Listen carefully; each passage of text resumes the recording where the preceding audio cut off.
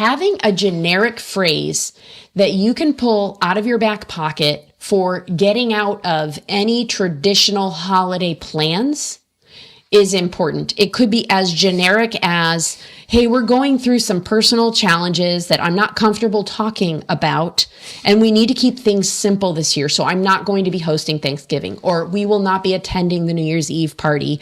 I appreciate you giving me the space and the freedom to pull out.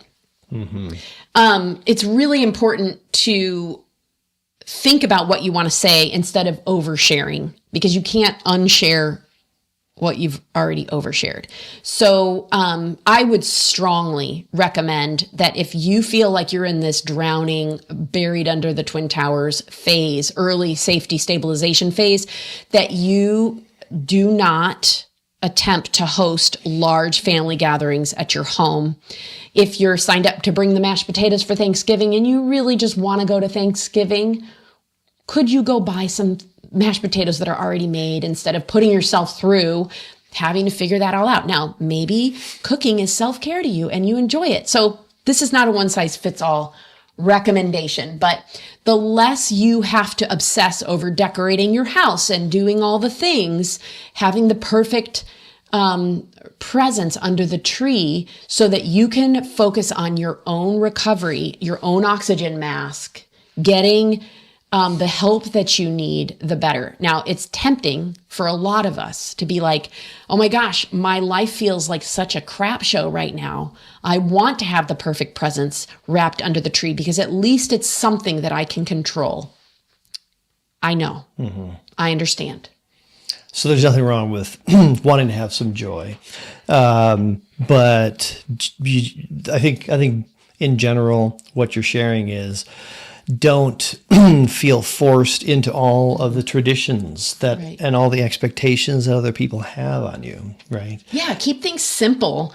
Find the gift of being present with your children instead of like having to, your expenses are going to go up when you're in recovery. You have a lot of things that you need. It's like getting a hospital bill, right? It's expensive. So instead of prioritizing lots of fancy presents, the best gift that a mom and a dad can give their kids is a healed, as if we're ever finished this side of heaven, a more whole and present heart and body and mind. Getting the help that you need is a huge priority, and releasing the demand and the pressure for anything holiday related that doesn't actually also bring you joy is really important.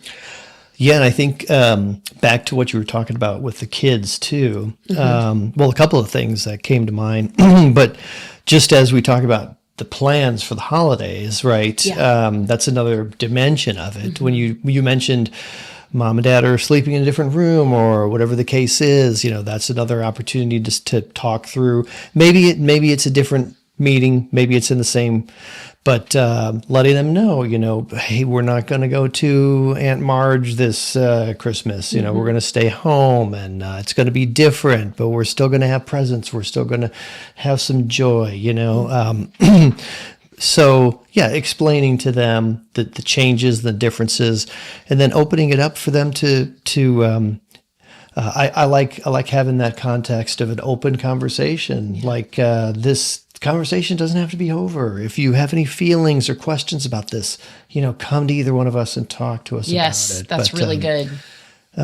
So with the changes and all those things that they may have been looking forward to as well that need to change for the holidays, I think it's another opportunity to bring the kids in and having separate conversations with age-appropriate conversations. If you have teenagers and toddlers, different conversations, obviously, for different kids, but the changes, being flexible, and maybe it even requires backing out of something at the last minute because I thought I could do this, but you know what? I'm not feeling well. Yes, I'm not feeling well. That's true. Could be a great out. And it's true. If you've gone through betrayal, you are not feeling well. And people can be intrusive and ask a bunch of questions. And it is okay to say, I really can't talk about it. I'm just not feeling well. Thank you for understanding. Goodbye. Especially your mom. I mean, not your mom, but do you have a fever? Can I come over and bring you something? You need some soup? Mom, Do you need some aspirin? Did you see a doctor? Right. Boundaries. Right. Boundaries. Yes. I'll tell you all about it when I feel better. Yeah, except here's another thing. I have a lot of betrayed partners that are like, well, I feel like I'm keeping his secret. And what I'd like to say is there is a difference between privacy and secrecy. Yes. And so what I'm proposing is that you consider privacy as an issue, because some people, if you know a person is judgmental, they talk about other people behind their backs, they're critical, right? Or they just don't know how to respect your boundaries, they're not a good person to talk to about this very private issue. And people misunderstand it. And there are some betrayed partners who think they're going to end the relationship, and they end up reconciling because the husband gets into good recovery. And then everybody else can't unknow what they already know.